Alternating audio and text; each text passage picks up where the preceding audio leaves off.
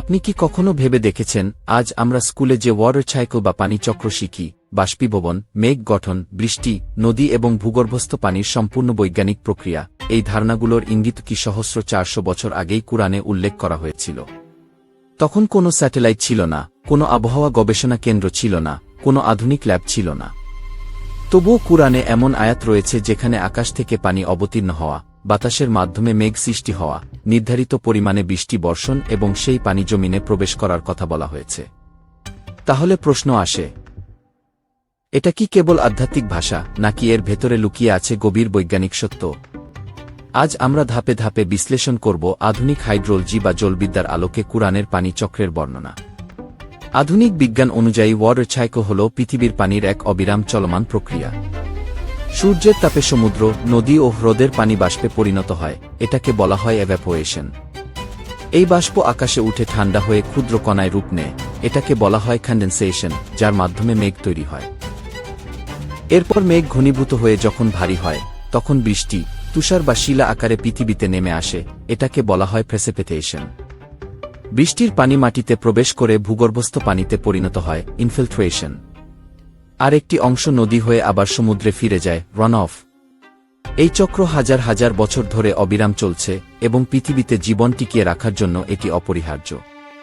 কিন্তু আশ্চর্যের বিষয় হল, কুরআনে এমন আয়াত রয়েছে যেখানে বলা হয়েছে আল্লাহ আকাশ থেকে পানি বর্ষণ করেন এবং জমিনে তা প্রবেশ করান, আবার বাতাস প্রেরণ করেন যা মেঘ সৃষ্টি করে।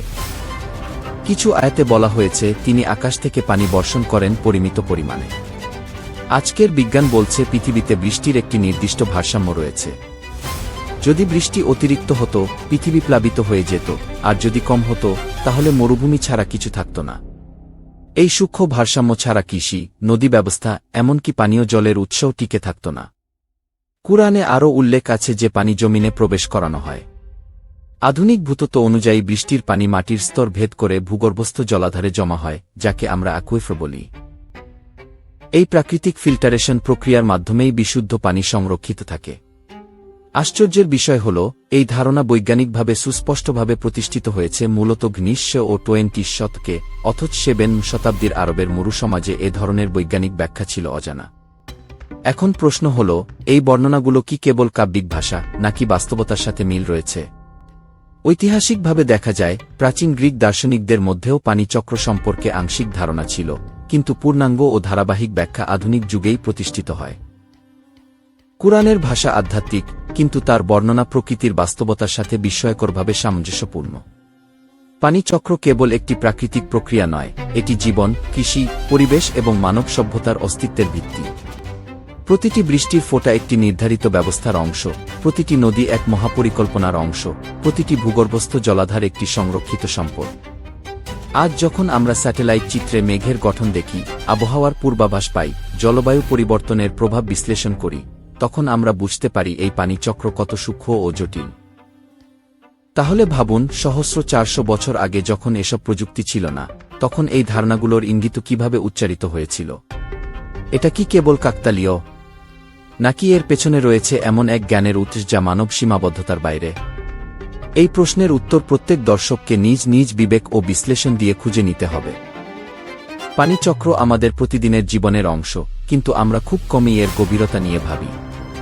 প্রতিটি বৃষ্টির ফোঁটা যেন এক নিদর্শন, প্রতিটি নদীর স্রোত যেন এক বার্তা, প্রতিটি মেঘ যেন এক রহস্যময় পরিকল্পনার অংশ। বিজ্ঞান আমাদের প্রক্রিয়াটি ব্যাখ্যা করে, আর কুরআন আমাদের সেই প্রক্রিয়ার প্রতি চিন্তা করতে আহ্বান জানায়। যখন বিশ্বাস ও বিজ্ঞান একই বাস্তবতার দিকে ইঙ্গিত করে, তখন চিন্তার নতুন দ্বার খুলে যায়। আপনি যদি এমন গবেষণাভিত্তিক ইসলামিক আলোচনা পছন্দ করেন, তাহলে এখনই লাইক দিন, আপনার মূল্যবান মতামত কমেন্টে লিখুন, এবং আমাদের channel Islamic ghazal and research subscribe করুন। আপনার একটি সাবস্ক্রাইব ভবিষ্যতে আরও গভীর ও তথ্যসমৃদ্ধ ভিডিও তৈরিতে অনুপ্রেরণা যোগায়। আমি রাজু আহমেদ, আপনাদের জন্য এমন সত্য অনুসন্ধানী কন্টেন্ট নিয়ে নিয়মিত হাজির হব ইনশাআল্লাহ। ভিডিওটি শেয়ার করুন যাতে জ্ঞান ছড়িয়ে পড়ে আরও দূরে।